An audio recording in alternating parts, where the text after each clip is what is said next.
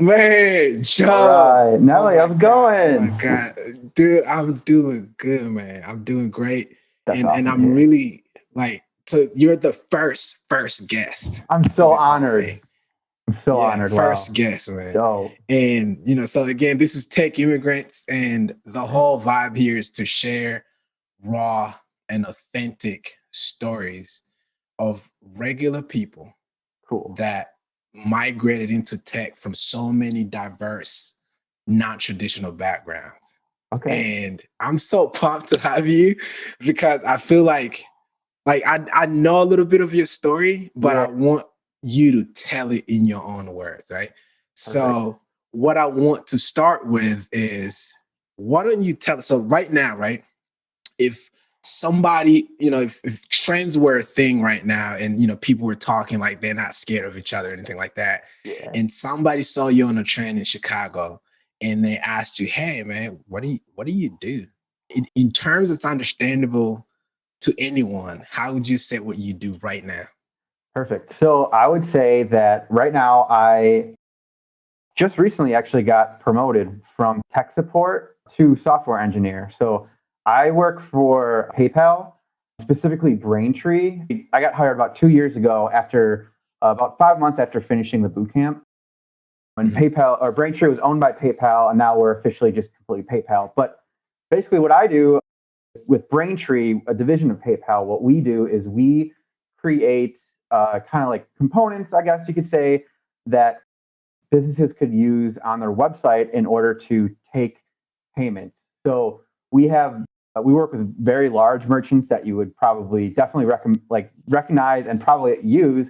But what I really like to see, what really makes me happy in my job is what we're building, the kind of like the things that we're building allows small businesses to kind of break into like the internet world, like to be able to take payments online and expand their businesses, which this last year was super important as businesses moved away from what kind of like that brick and mortar kind of business model to being forced to adapt to take online payments. So we had a really busy year, just like with everything going on, and lots of merchants coming in saying, "Hey, like for the first time, I have this business, and now due to COVID, we need to move online and take payments. So can you help us integrate?" So yeah, like I said, Right. I just recently was tech support, so my job was to kind of help developers from stores kind of integrate with us.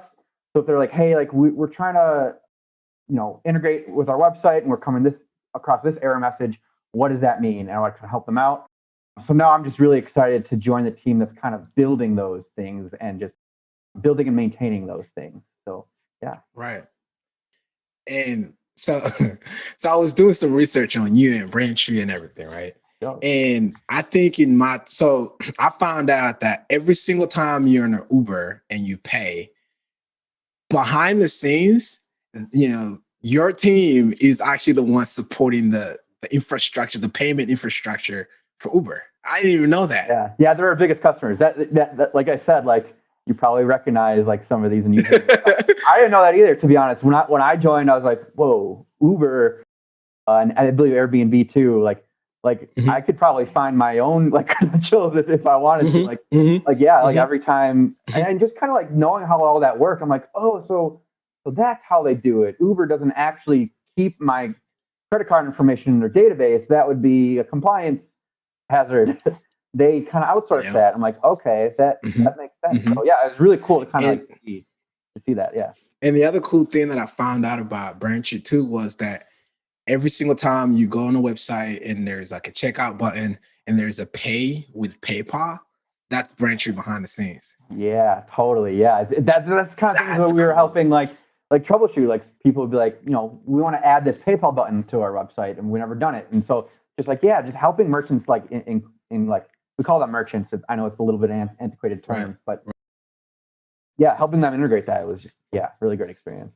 Wow. Okay. Okay. So now I want to rewind this tape, right? Yeah, So you say, you start in tech support working for PayPal, like a big name. Now you're a software engineer in this team. Basically, you're going to be building actually the nuts and bolts that put all those systems together, right? Now, let's rewind back to college. Okay. What was your major? My major was English education. So Okay. I'm going to even rewind it back to high school. Go, hit it. Yes. You know, really like junior, senior year, I feel like there's a lot of pressure on high school students. Like you have to decide what you want to be when you grow up because you have to decide what you want to major in, which just helps you decide what college you want to go to. And at that time, I was just like, I just didn't really know, like neither of my parents went to college and they were just like, go to college and figure it out later. Just go and get your degree and go from there. So right after high school, I decided to go to community college to save money and to kind of kick the can down the road a little bit. Like, okay, I'll buy myself another year to figure out what I wanted to go into. So yeah, I decided like, I always liked reading and writing. I like all kinds of art, really. Music, if you couldn't tell from my background. But so I was like, okay. And I kind of thought the practical thing was to go into teaching. So I was like, I'll major in English and I'll become a teacher. And then at the end of my college career, I kind of realized like, you know what? You really kind of have to be a teacher first and go into the subject you want to teach. I was just like, I don't really know what to do with the subject. I'll just teach it. And I was like, I feel like that's maybe not fair to myself to shoehorn myself into this career. So I just decided to just go into the world and just apply for jobs. And right out of college, I ended up working for a company that gave out small personal loans, basically. In the call center, they're literally taking calls and helping them fill out applications, helping them take payments and everything. Ended up kind of like working my way to the QA department there, which was listening to the calls and grading them. And then ended up becoming a manager for that department. I was just a manager for 2 people.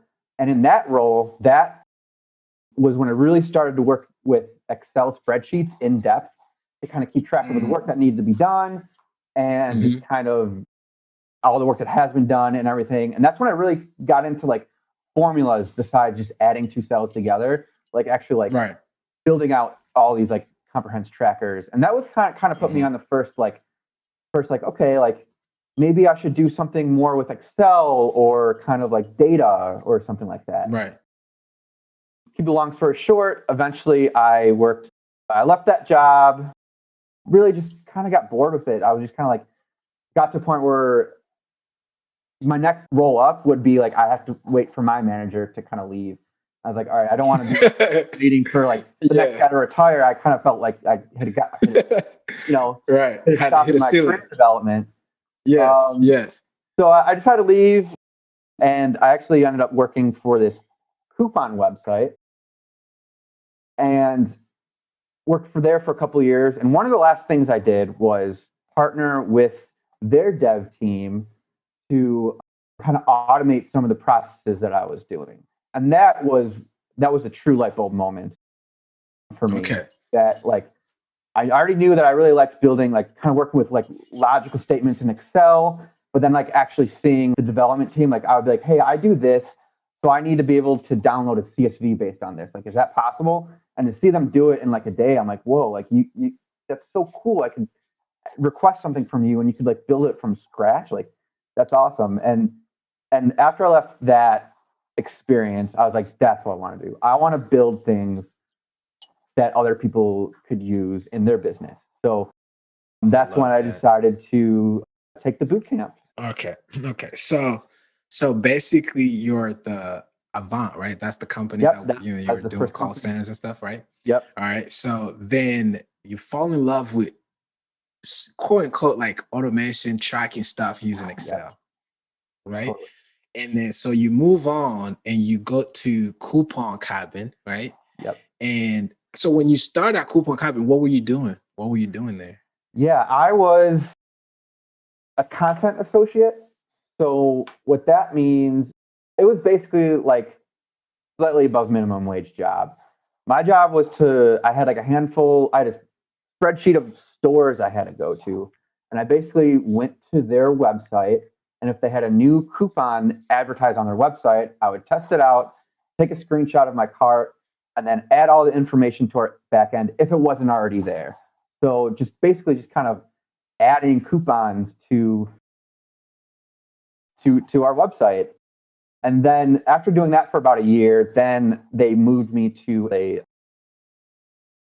paid placement coordinator. So I worked with a sales team. The business model for Coupon Cabin was we worked on a commission base. So if a customer checked, say like you wanted to buy a snow shovel, it's relevant for me right now in Chicago. You wanted to buy a snow shovel from, that's what I'm going to be doing after this, from Ace Hardware. And it turns out they had 10% off snow shovels, and you got the coupon through Coupon Cabin. We got a 10% commission from that sale. And it was really cool learning about that. I'm like, how did that work? And it was literally like the link, like it tracked the link, like, and it told Ace Hardware, like, this sale came to us from Coupon Cabin's website. And I was like, whoa, like, that's how the internet works. Yeah, exactly. Right. And just kind of learning all that. But you weren't involved in like how that happened. You were just the foot soldier that had to go find Ace Hardware and then put them on your website. Exactly. And then for the paid placement coordinator, I made sure that all like our salespeople would negotiate and be like, hey, can you give us like 15% commission if we feature you on our homepage for a week? And everything all they did that, I would like keep track of that and made sure that all those advertisements would get executed. And we also like, we'd be like, hey, if you give us $500, we'll feature your sale on our, and it's just stuff like that. So yeah. Okay. So Coupon Cabin had built a crazy traffic, and they were going and getting other businesses to list their discounts on Coupon. And whenever people would click, then they'll go buy. But then you were in charge of making sure that, you find those people, whoever finds those people, you put them in an Excel spreadsheet, you track all that so y'all get paid.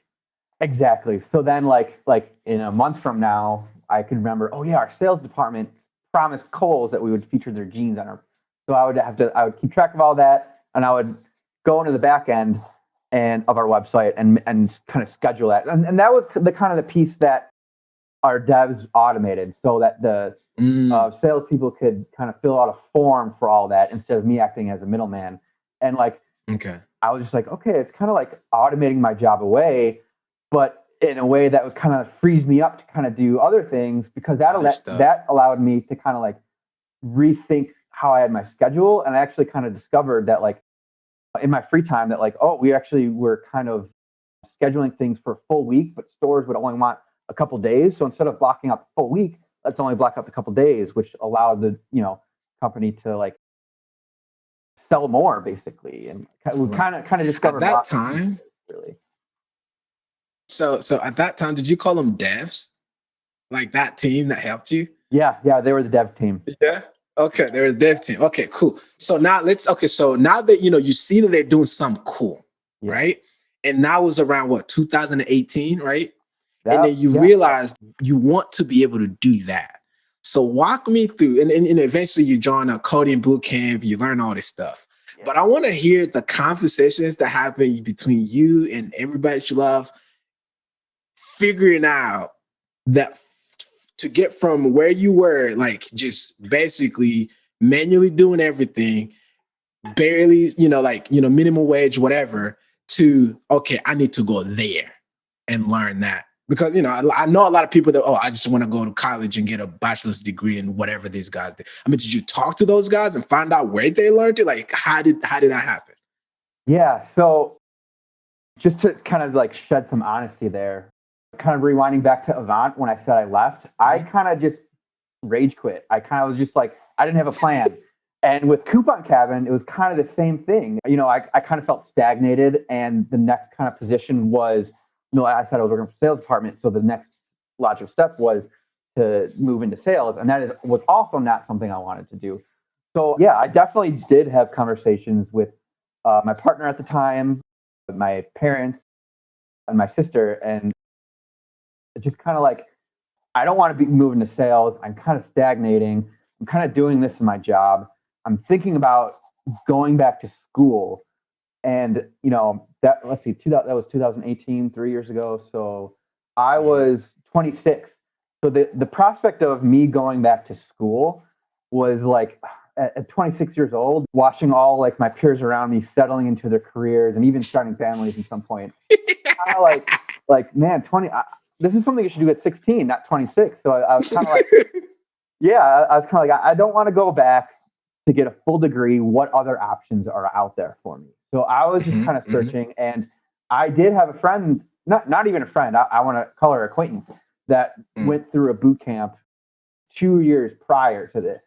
So I kind of reached out to her. I was like, what are you doing? She went from being a math teacher to being a developer, and she kind of like hit her up on Facebook and saw like she was really enjoying like the career switch she made. So I was like, okay, so this seems something possible. So I just kind of like did some of my own research. And to more honesty, you said if I asked the devs, I had actually already quit at this point. I quit coupon cabin kind of with no plan. And at that point, I was working for Postmates, and I was on my bike. So I also didn't have a car at the time. Delivering food. Delivering food for Postmates. And I also I found this like freelance lyric transcribing thing, which was really fun. Yeah, I was going to talk about that. Okay, well, I'll save that for later then. Yeah. You really did your homework on that. Yeah, cool. Oh, listen, I did. I mean, you can talk about it now too. Like, what were you doing there and stuff?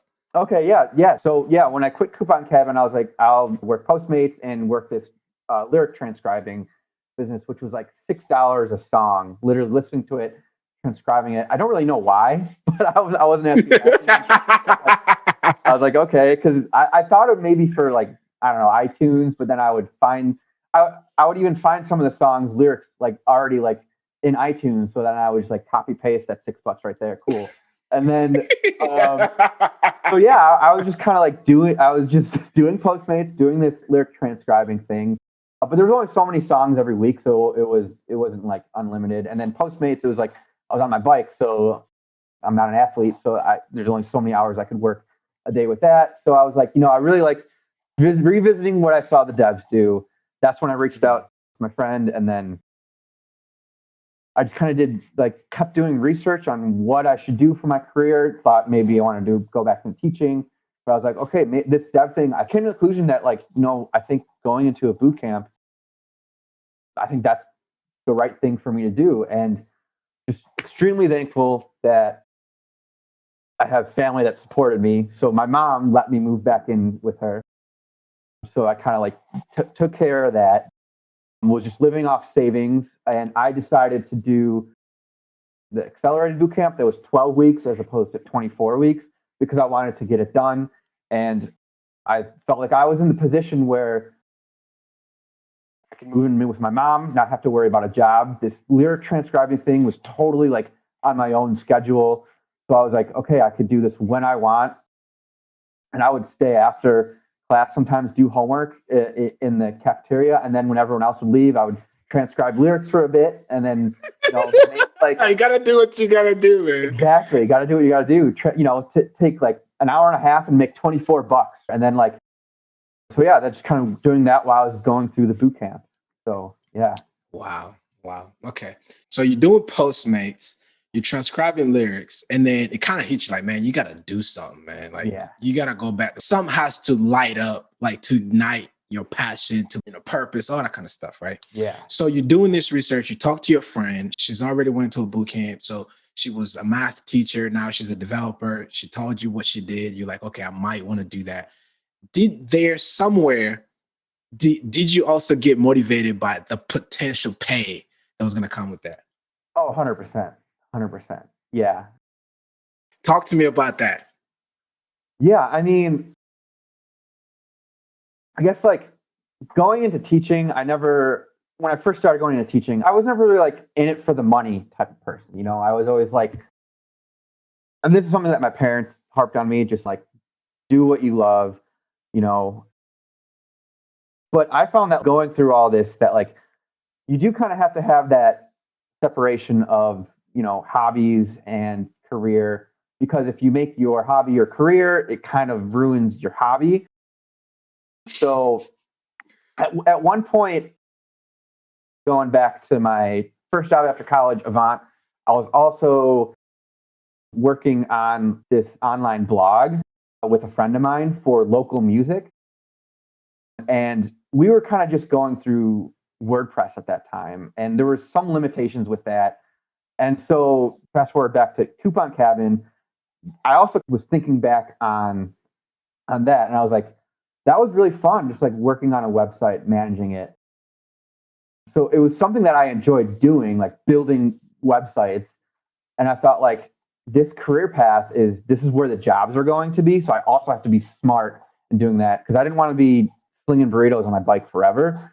So I thought like, okay, my real passion is like music and reading and writing, but I think I could find a middle ground there somewhere, like a job that is stable, that could pay well, but is also in an area that I know that I like doing. I know that I like building things. I like kind of that creative aspect. And also in coding, I felt it was a perfect blend. It was like a creative outlet for me. And not just like building websites, but like building scripts and everything, just like the problems and solutions. So I was like, man, like if I could find a way to get paid to solve puzzles and create things, like, and that's where all the really good paying jobs are. I'm like, okay, this is just like so perfect. Yeah, this is it. Right. So now you're doing your research. You find a coding boot camp that's in Chicago. It's at Northwestern, right in the city. Like, okay, check. I'm about to go. Yep. I want to know, of course you have 2020 vision now, right? Sure. Yeah, but when you were preparing for it or what you expected it to be, what were your assumption of what it's going to be? Yeah, I guess like my assumption was almost that it would be, I don't want to be like pejorative or anything, but like a cheaper version of getting a degree. And I definitely had my doubts with that. And I definitely was like, I was almost like, felt like I was being sold to in a way that I didn't feel like necessarily being sold to with my degree from Illinois State University. And I kind of had that like skepticism. What is the quality of education really going to be with this? I just had like reservations about that. But then once I got into it, one thing I learned that wasn't so much different from college at a traditional university is that you really get out of it what you put into it. So you can say that twice. You can say that twice. Get out of it what you put into it. I've actually told a couple of my friends to go, not told them to go into boot camps, but kind of like told them my experience. And this is exactly what I said. I said, if you decide to do this, you have to pretty much prepare to spend twice as much time outside of your boot camp as you are in class. So if you're in class like 4 hours a day, you should really be spending 8 hours a day outside of class, either studying or coding, just straight up coding, or working with a tutor or a friend that's a developer or your teacher if they have the availability. And shout out to you. One thing I really appreciated, that you were always willing to stay till like 10 p.m., even though our class ended. And I was like, man, if we need, I felt like you remember our group. So that was just like real dope for you. But yeah, just to go back to that, like if you're going to go into a boot camp, like if you go into it knowing that you can't just be pulled through it, you can't just sit back, do the bare minimum work and expect to be successful with it. You have to put in the work. And if you do put in the work, it'll be worth it. Right. Now it's like, it's so hard sometimes to kind of understand because I think it's like, okay, this is like a 3 months course where you will learn everything that took me like 4 years or 2 years, somebody to learn. And sometimes there's, that get rich quick mentality, right? Yep. That a lot of people bring in thinking that, oh, they were just going to inject me with this greatness and then I'll just come out and just kill it, right? Yeah. But I want to hear from your perspective, right? Again, like that's 3 months condensed with information that take like 4 years into college, 2 years experience to understand everything that you learned in that 3 months, right? Yeah. Can you talk to me about how that pace was? And then also, like, talk to me about, like, I know that there's always like 3 stages, right? There's like, holy crap, what did I just get myself into moment, right? Totally. And then there's like, oh, wait, that's what it meant? Like, really? Yep. And then there's like, all right, don't talk to me. I'm busy. I'm working. Stage. Yeah. So talk to me about that, that first, like, boom, like, whoa, I'm just an English major. Like, you know what I mean? Like, walk me through what happened for you. It happens different for everybody. Yeah, the pace was like really fast.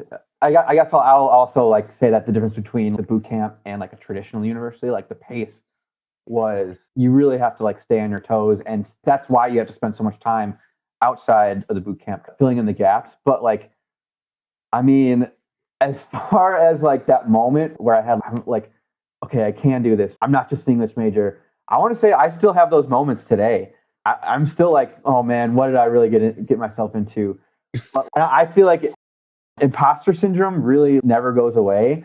So it's not a matter of fighting that off and getting rid of it. It's a matter of learning how to deal with it. And I think the biggest thing you'll learn in boot camp is not just like what a variable is in JavaScript, or how to import a script into your HTML, or how React works or whatever, but it's teaching you how to fish instead of getting a fish. So I think as I went through the boot camp, I realized like I'm not supposed to walk away from this boot camp being able to just sit down in an empty code editor and just fire away.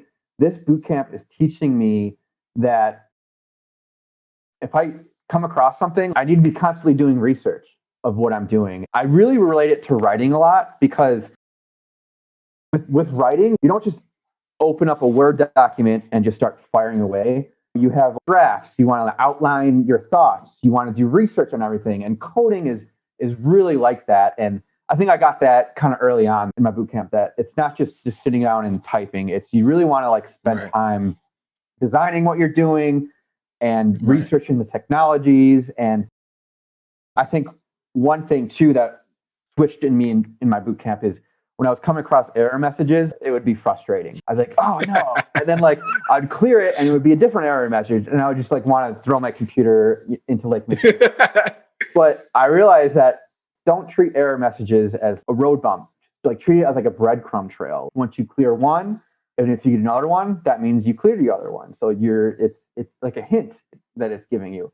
So yeah, I think like just going through the boot camp, like I just had a couple of moments where I was like, you know what? I'm not supposed to understand everything because there's way too much out there. If you go into it thinking like, I need to have 100% understanding of everything I'm learning in this, you're just going to overwhelm yourself and you're going to have imposter syndrome down the line. Just learn to breathe and do your research and learn how to kind of break through those like, roadblocks that you come across. Right.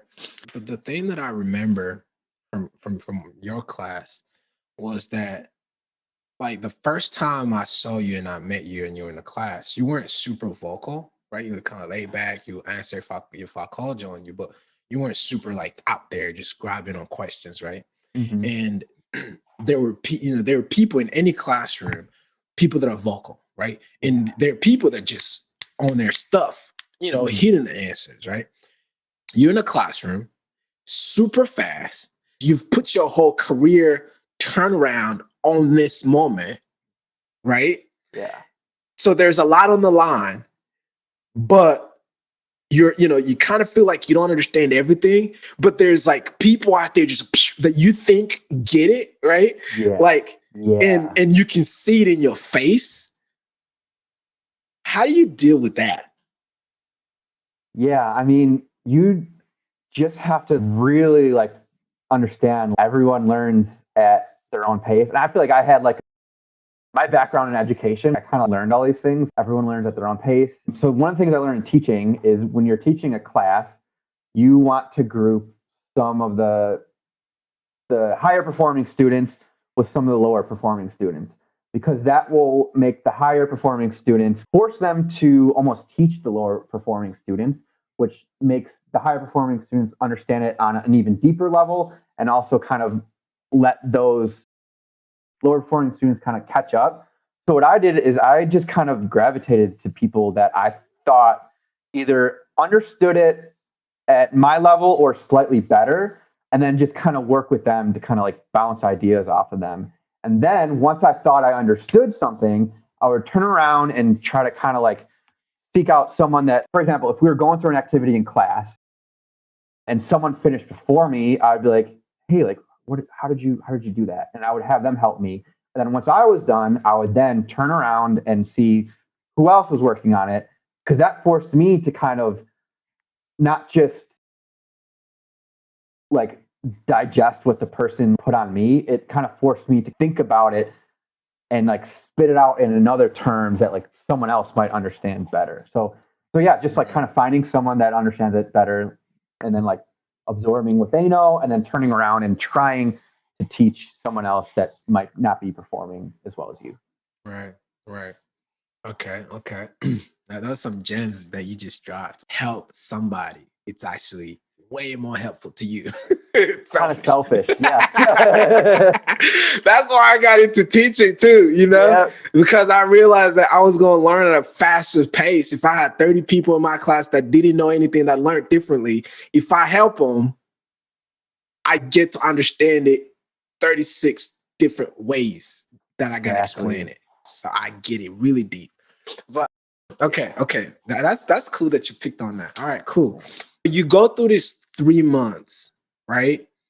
Boot camp where you're being taught how to create web applications, pretty much like giving you everything that you need to kind of be dangerous, right? Mm-hmm. Can you paint me a picture from like when you got in to when you graduated? I mean, was there like a stark difference on what you could do, or was it like, could I probably pick that up on myself type thing? There's a huge difference between the beginning and the end. Just like looking, I think one of the cool things about the boot camp was that the first week we had to create a portfolio. And then the last week we also had to like have our portfolio ready. And just looking at like what I did in the first week versus what my portfolio was at the final week, I was like, oh my goodness. Like that's 12 weeks. Like I don't think I've improved upon anything like that much in a 12-week span. But yeah, I mean, like personally, I don't think I could have like done that on my own. Like just like having that boot camp there and being in the classroom with people that were going through the same things as me and kind of like come across the same like frustrations as me and just have all the same things on the line as me, which just like really helped to have that community of people trying to break into the scene to work on projects and then also just express our concerns. Is this going to lead to a job? Like, what are we going to be like after this? And just to kind of like also see like to see like the growth in my teammates too at the time was like, oh yeah, you got this, and you were struggling with this like 5 weeks ago. It's like really, really good situation. That's awesome. Okay. So I have this moment, your graduation. My moment that comes to mind was that picture that we took in that auditorium or whatever. I still have it. It's like one of my favorite pictures because I think Mark did a panoramic picture, but then somebody, when you do a panoramic picture, like weird. I think somebody was cut in Yeah. in the middle. But it was such a beautiful, beautiful moment. What was going through your head when you graduated through that 3 months? Like, how were you feeling? What was going through your head?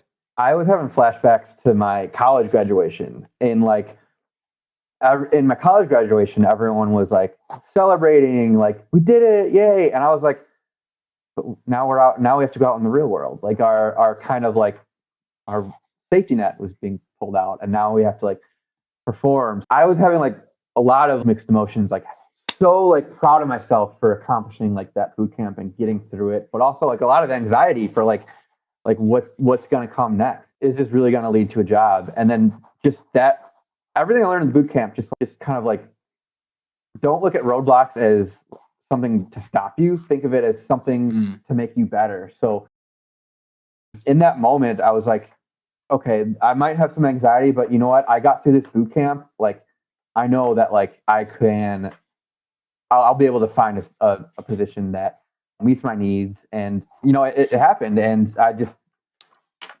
like the confidence I brought too, like, yeah.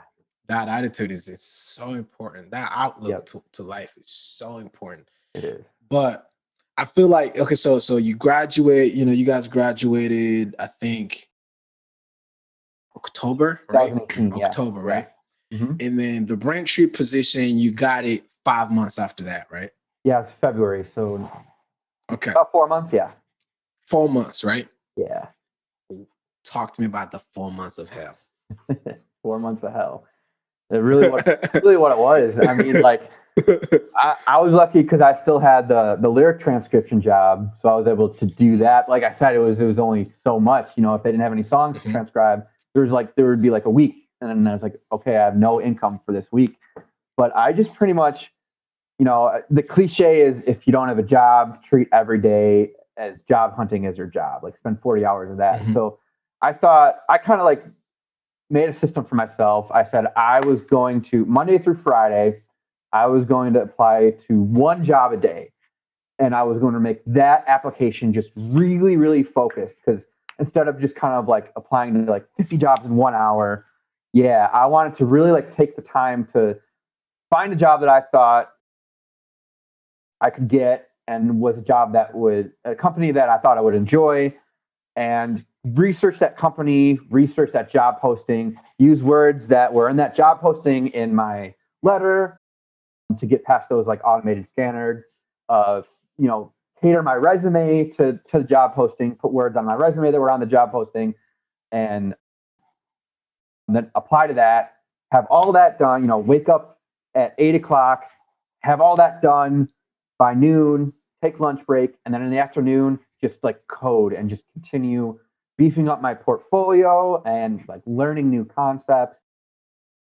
Something like really important, like you're always going to have to be learning. Things change, things move fast. Like the boot camp was fast, but all the technologies, like they move maybe not as fast as the boot camp was, but Right. technologies definitely move fast. You're always going to have to like be beefing up your chops. So I thought, yeah, Right. just in for those 4 months of hell, just like remember to take a deep breath, relax on the weekends. Don't spend the weekends like worrying about it. Like I think it's very important to and it To was just winter chill too, out. so it was like I couldn't like go for bike rides because it was cold, but and I couldn't afford a gym membership at that time either. So I was just like relax on my time off, spend the mornings applying for jobs and just keep a positive attitude. And the right position came my way. Like I said, I started in like a tech support type role, but that role there was lots of room to do development in the role. Like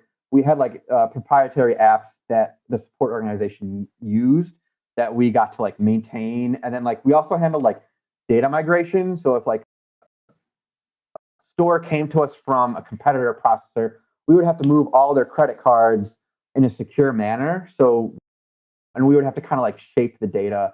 And it was really cool. Kind of like we got like opportunities to like build scripts. Like one like really small processor sent us the data in an XML, and like Mm. our API only takes CSVs. So I was like, oh shit. I went to my like boss and I was like, what do we do here? He's like, well, if you want, you could like take the day. You don't have to answer any emails, and you could like come up with a script to convert that data from XML to CSV. I'm like, that's great. So yeah, like that job, like PayPal really focuses on like growth and development. So that was like one of the things I really wanted to work at. Like if I didn't find a software engineering role right out of the boot camp, I wanted to be at a company that focused on growth of their employees and a role that is adjacent to that. So I found a role that that like met both those needs. So like I got to continue Mhm. developing in my job and a company that just like really invested a lot of time and money into my growth. So I love that. I love how you saw it as a stepping stone, yeah, right? Like you didn't say this is win or go home. Like I'm shooting for this thing. yeah, You weren't afraid to like go underneath and climb exactly. from strategically at least. That's interesting. And that's what I That's had done interesting. in my two previous jobs too. Mm, Avant right out of college, started in a like I said, call center, worked my way up to QA, worked my way up to manager. Coupon cabin started minimum wage as the content associate, slight bump in pay to the uh, placement coordinator. So that was just kind of always how I've done it. So yeah, that worked for me. I just leaned on that, and yeah, that got me through that. Just those 4 months, knowing that like, okay, I'm willing to kind of take a lesser role. So I think something will Right. come sooner. So Right. So, Branch, did you find them online, applied, went through the process, or did you get connected by somebody, or was it a referral? How was that? yeah, that was just one of those daily applications I found. I actually found it on LinkedIn. I found the job posted on LinkedIn. I was like, okay, this is something that it was actually one of the first jobs I applied to. I had like a spreadsheet to keep track of everything because I wanted to like see how Mm, many it took, but I think it was only like 50. And like going online, like people out of boot camps, like 200 in just a couple months. And I was like, I'm lucky to only had to have applied to like 50 jobs like in that 4 month span. But yeah, that was like right. the fifth or sixth. It was like within the first few weeks I applied to it, but they didn't get back to me for a few months. And I kind of knew that like Mm, that is what happens. Like it takes months. So just right. like another Right. thing that like, okay, I need to be patient because and that just showed like one of the first jobs I applied to, they got back to me after like a month and a half that I applied to them and ended up being like a Right. great position too. So Wow. Wow. That's amazing. So, I mean, ranges, right? yep. From like call center to like, PayPal, Yeah. how different is it? You don't have to disclose anything, but if you were to like give like a contrast, what does that look like? Yeah. Like it's very different every way. But like I kind of mentioned, like I really wanted to get a job where I was creating things instead of like and just like being in a job where I could like create things instead of just taking phone calls all day. I just find, like you mentioned in the class, I was like quiet. Like I definitely consider myself like an introvert. And being on the phone for 8 hours a day, that was just so exhausting for me. At the end of every day, I was like, I just talked for like 7.5 hours and then had a half hour lunch break where I was talking to coworkers during the lunch break. So I was like, I would get on the train home and I would just be so exhausted. So in this role, we're still paracoding is very like popular. So I do a lot of paracoding, but it's with my teammates, people I'm familiar with, so it's different. But and then like as far as talking pay, again, I was also lucky too that the tech support role I was in the pay range that I was expecting for a junior developer role. So I also got lucky there. But like graduating college or even like in college when I was going to be an English teacher, I'm just like so happy with like the compensation I am these days. And like I will say this, like at this point, like I am making more money than my parents ever had. So this is like all new to me. But Wow, dude. starting to like get into like Wow. investing and stuff, and that was just never Wow. really like in my back end. I just wanted to pay off Cards. my student loan. So I was like, those will be done soon. But yeah, I'm Wow, just dude. if I could go back and tell myself sitting there in my call center when I was 23 years old, like, hey, before you're 30, you're going to be in just such a better spot. It would just like take like a monkey off my back. Like, such, Wow. yeah, Wow, dude. Wow. So, okay, I like how that whole full circle thing of, talking to yourself. So there's something that kind of broke my heart, like, with COVID. So yeah, when COVID hit, I was in Rwanda, right? I was in Rwanda running a VR arcade and I had to close that. And when I closed it, right, like everybody was on lockdown. And then I realized, man, I need to get me a job, yeah, right? And then when I made that mind up, it was matter of, okay, job hunting, boom, boom, boom. There thousands and hundreds of thousands of jobs that I have skills for, right? That's when everybody was losing their jobs. yeah, And the Googles, the Microsoft, like Amazons. Like I was interviewing, like, I didn't end up getting, some of those jobs, but it took me it took me about like less than a month to get a remote job being in Rwanda in Africa to just program, you know, to just code.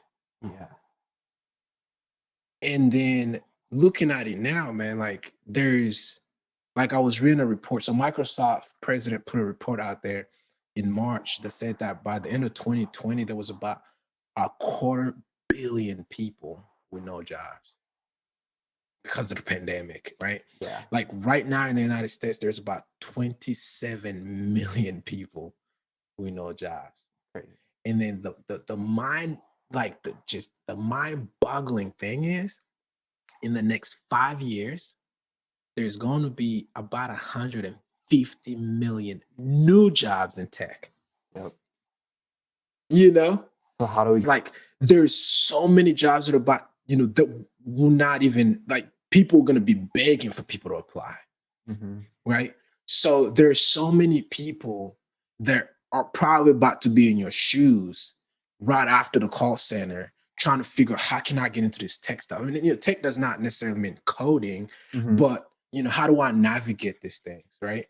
And from your perspective, right, you chose the coding career, the software development career, right? But if you were to tell something to somebody that, say, grew up, in the South Side of Chicago, right, that maybe didn't have a friend that was a math teacher that's a software developer, right, that don't know anybody that looks like them, that's anywhere relatively, closely related to them, that were able to do that, right, that don't even think that that's for them. They don't even know that's the cards. You know what I mean? Yeah. Like, what would you tell them? I would just say that anyone truly can code if they put their minds to it. And it might seem intimidating at first, but if you hunker down and really put the energy into learning it, you will be able to do it.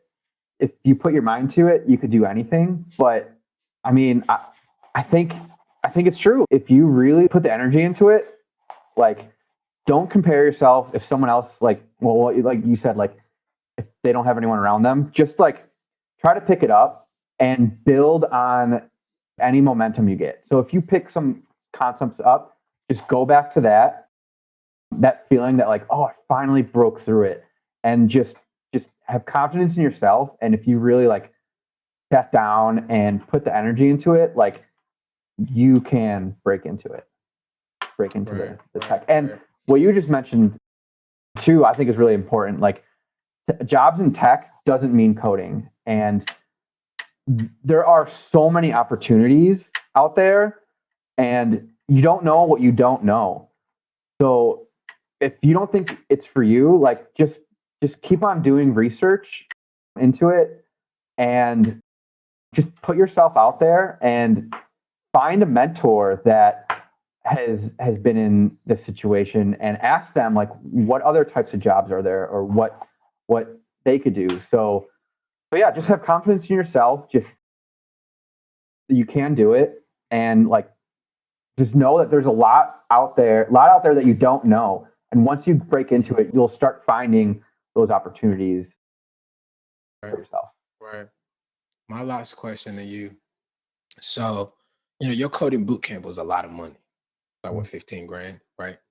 Yeah. I don't know a whole lot of people that have 15 grand to just invest in something, right? Yeah. So I'm about to put you in a hot seat and ask you, you've seen the whole thing, right? So imagine you're in the same spot, you know where you can be, but you don't have the money.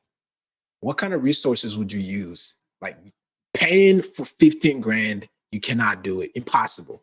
What do you do? Google is your friend. There are tons of free resources out there for Google. Just one off the top of my head that I really like, Free Code Camp. I use that during our boot camp to kind of fill in the gaps. There are also boot camps out there that have creative kind of payment structures too. I'll say, like, I have a friend that is currently in a boot camp, and he is not paying for anything right now. They're essentially, like, they will take a little bit of percentage from his paycheck once he gets a job. So Right. if some boot camps, if you're looking and you're like, oh, this boot camp is, 15 grand, that's it, throw that idea away. There's definitely sources out there that you can teach yourself if you're the type of person that is really disciplined at teaching yourself things. But there's also several other boot camps out there that might be able to kind of fit like your needs and goals. Right. But yeah, I would just say Google's your friend. Just look for something that fits your what you can do, and just can't say enough.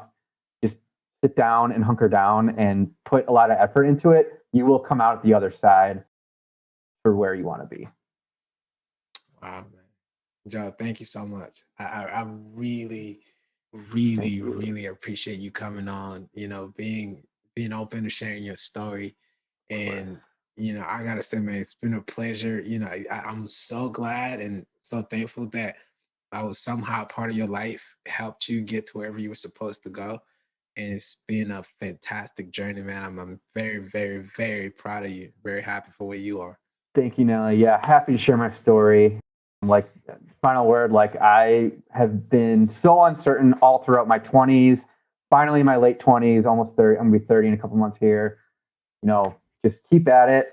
And yeah, thanks for having me on, Nelly. This was great to catch up. I could go for another hour. This was really awesome.